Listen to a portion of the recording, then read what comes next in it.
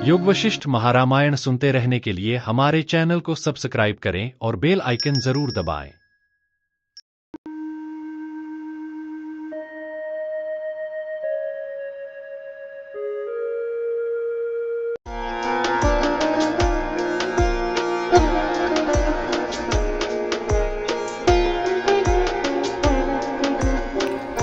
योग वासिष्ठ महारामायण स्थिति प्रकरण सर्ग 2। युक्तियों से स्वरूप भेदवश जगत की स्थिति का खंडन करके अवशिष्ट पूर्ण आनंद स्वरूप मात्र की स्थिति का वर्णन। श्री वशिष्ठ जी ने कहा, हे ज्ञानियों में श्रेष्ठ श्री राम जी, प्रलय काल में इस जगत का पृथक अस्तित्व मानने में दोषों को कहता हूँ। यदि कोई शंका करे कि यदि प्रलय में जगत नहीं है तो सृष्टि ही सिद्ध नहीं हो सकती, क्योंकि उत्पत्ति क्रिया किसी कर्ता से होती है, कर्ता भी नहीं है। यदि कहिए ब्रह्म ही सत्य होने से कर्ता है तो वही उत्पन्न होगा, न कि जगत उत्पन्न होगा। कूटस्थ ब्रह्म का उत्पत्ति आदि विकारों से संबंध नहीं हो सकता, इसलिए उत्पत्ति की सिद्धि के लिए प्रलय में जगत की सत्ता अवश्य माननी चाहिए। इस आशंका का अनुवाद कर खंडन करते हैं। अब कल्पनाओं से रहित निर्मल महाचिदाकाश में यदि जगदादि अंकुर है तो प्रलय के बाद में किन सहकारी कारणों से वह उदित होता है, उन्हें आप कहिए। सहकारी कारणों के अभाव में जगत रूप अंकुर की उत्पत्ति वध्या की कन्या के समान किसी ने कहीं पर नहीं देखी है। यदि सहकारी कारणों के अभाव में भी रज्जु में सर्पादि के समान जगत रूपी अंकुर आविर्भूत हुआ है, ऐसा मानते हैं, तो हे श्री रामचंद्र जी, मूल कारण ही भ्रांतिवश जगत स्वभावता को प्राप्त हुआ है। वस्तुतः जगत की सृष्टि नहीं हुई है, इसलिए प्रलय में जगत की कल्पना व्यर्थ है। उक्त अर्थ को ही स्पष्ट करते हैं। सृष्टि के आरंभ में सृष्टि रूप से यथास्थित निराकार ब्रह्म ही अपने स्वरूप में स्थित होता है, इसलिए जन्य जनक संबंध कहा। यदि कोई कहे प्रलय काल में संपूर्ण जगत की सत्ता का स्वीकार करने से सहकारी कारणों की दुर्लभता नहीं है, क्योंकि जगत के अंतर्गत पृथ्वी आदि से परस्पर का उपकार हो सकता है, इस शंका का खंडन करते हैं। यदि पृथ्वी आदि अथवा अन्य कोई जगत की उत्पत्ति में उपकार करते हैं तो पृथ्वी आदि की सहकारी कारणता पृथ्वी आदि की उत्पत्ति के बाद होगी। ऐसी अवस्था में पृथ्वी आदि की उत्पत्ति की सिद्धि होने पर उनकी सहकारिता की सिद्धि होगी और सहकारिता की सिद्धि होने पर उत्पत्ति की सिद्धि होगी। इस प्रकार अन्योन्याश्रय दोष यहाँ पर उपस्थित है।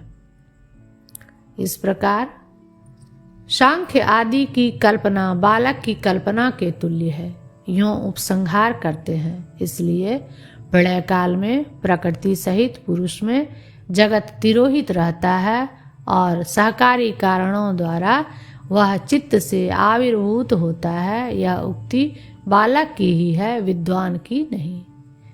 अन्य मत के खंडित होने पर अब अवशिष्ट अपने सिद्धांत को दिखलाते हैं।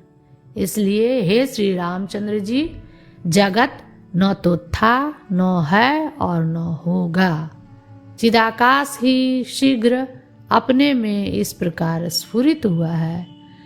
हे श्री रामचंद्र जी, जब इस जगत का अत्यंत अभाव ही है तब संपूर्ण जगत ब्रह्म ही है, उससे अतिरिक्त नहीं है। यही श्रुति का तात्पर्य है। श्रुति के निषेध से पहले जगत के घटपट आदि मुद्गर प्रहार आदि से नाश द्वारा और अन्य वस्तु के रूप से अन्योन्याभाव द्वारा जो शांत होते हैं, यानी यह इस समय नष्ट हो गया, घटपट आदि यह नहीं है, इस प्रकार ग्रहण किए जा रहे अभाव को प्राप्त होते हैं, वे शांत नहीं होते, यानी वह उपशम नहीं, किंतु तिरोहित होने से चक्षु आदि द्वारा दृश्यता का उपराम मात्र है, क्योंकि चित्त में वासना रूप से वे शांत होते ही नहीं हैं। इस न्याय को प्राग भाग और अत्यंत अभाव में भी लगाना चाहिए। अपनी सत्ता से अथवा ब्रह्म सत्ता से घट आदि की बाध के बिना कहीं पर भी असत्ता नहीं होती, क्योंकि मिट्टी का पिंड भूतल आदि में घट के अदर्शन की तिरोधान से भी उपपत्ति हो सकती है। जब दृश्य काम कर्म वासना आदि बीजों के साथ नष्ट हो जाता है, तब इस जगत का आत्यंतिक उच्छेद होता है। चित्त यदि रहे तो काम आदि भावनाओं का उच्छेदन न हो सकने के कारण दृश्य शांत होता ही नहीं। इसलिए ज्ञान के बिना दृश्यता कहाँ शांत हो सकती है, अर्थात दृश्य की शांति दुर्लभ ही है। दृश्य के उपशम में अधिष्ठान साक्षात्कार से दृश्य का सर्वथा बाध होना ही एकमात्र युक्ति है। इसके सिवा दूसरी युक्ति दृश्य रूप अनर्थ के क्षय में दृश्य का सर्वथा बाध होना ही एकमात्र युक्ति है। इसके सिवा दूसरी युक्ति दृश्य रूप अनर्थ के क्षय में दृश्य का सर्वथा बाध होना ही एकमात्र युक्ति है। इसके सिवा दूसरी युक्ति दृश्य रूप अनर्थ के क्षय में यानी मोक्ष में है ही नहीं। जब जगत के तत्व के साक्षात्कार से चिदाकाश का बोध हो जाता है, यानी बौद्धिक रस चिदात्मा ही है, अनुमात्र भी अचिद रूप नहीं है, ऐसा परिनिष्ठित ज्ञान हो जाता है, तब देवदत्त नामक विशिष्ट माता पिता से उत्पन्न प्रत्यभिज्ञाय मान देह ही मैं हूँ, परकीय देह दीवार आदि मैं नहीं हूँ।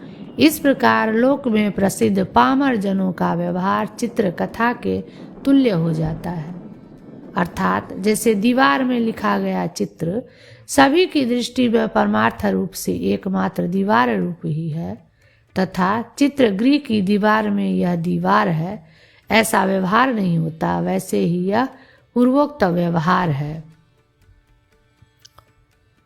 पृथ्वी आदि में भी चित्र कथा न्याय को ही दर्शाते हैं।